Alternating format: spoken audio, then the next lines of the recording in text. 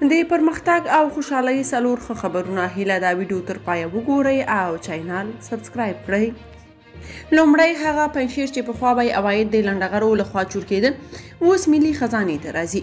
د پنجشیر د احصایې او معلوماتي ریاست مسؤلین وایي چې په تیر کال کې 3,500,000 افغانۍ عواید راټول کړي او د دولت خزانې ته یې سپارلي دي.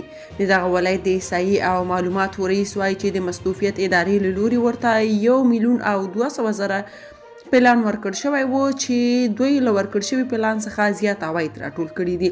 پخوا به د پنجشیر ټول عواید د ځایي قومي ټیکهدارانو او جهادي مشرانو جیبونو ته تلل. دوهم، نورستان کې د 14 میلیونه یورو پروژې پلې شوې. د افغانستان د کلو بیا ودانولو موسسې مسؤل رضوان الله وایي غواړي په نورستان ولایت کې د 14 میلیونه یورو ارزښت یو شمېر پروژې پلې کړي. نوموړي ویلي پلان لري چې په دغه کال کې به په یاد ولایت کې د کرنې اړوند د ساختمانونو او خلکو ته د سرپناه په جوړولو او نورو برخو کې د عامو خلکو لاسنیوي په موخه یو شمېر پروژې پلې کړي. دریم، سپین زر دولتي شرکت خپل فعالیت بیرته پیل کړ. د کندوز سیمه ییز مسؤلین وایي چې په دغه ولایت کې د سپین زر دولتي شرکت له 4 لسیزو ځنډ وروسته بیرته خپل فعالیت پیل کړ. په همدې موخه جوړ شوو مراسمو کې د افغانستان مرکزي بانک عمومي رئیس په ګډون یو شمېر دولتي مسؤلینو هم ګډون کړی و. په دغه مراسمو کې د یاد شرکت مرستیال وویل چې دغه شرکت تاریخي میخینه لري او په تیرو 4 لسیزو کې فعالیت نه درلود، خو اوس تازه یې بیرته فعالیت پیل کړ.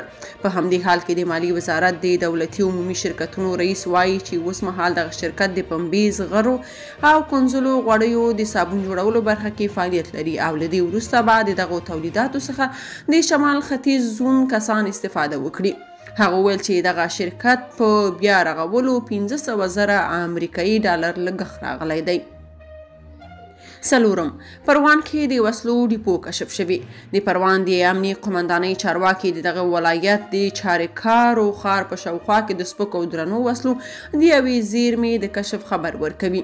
د پروان امنیې قومندان عزیز الله عمر وایي دغه زیرمه تیره ورځ د چاریکارو ښار د 4مې ناحیې د چارواکو لخوا کشف او ترلاسه شوه. یادونې وړ ده چې پخوا به جهادي قومندانانو له حکومت څخه وسلې غلا کولې او په خپل شخصي ډیپوګانو کې به یې ساتلې. که تاسو په دې اړه څه نظر لرئ په کومنټ کې شریک او چینل سبسکرایب کړئ.